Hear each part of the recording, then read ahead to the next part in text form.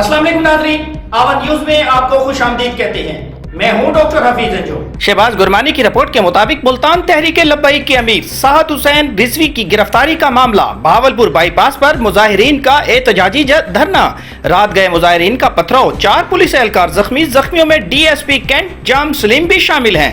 जख्मी पुलिस एहलकारों को निश्तर हॉस्पिटल मुंतकिल कर दिया गया। जख्मी एहलकारों में मोहम्मद आसिफ, जिया खान, इंस्पेक्टर अकरम भट्टी भी शामिल हैं। झड़प के दौरान तहरीक लब्बैक का एक कारकुन भी जख्मी।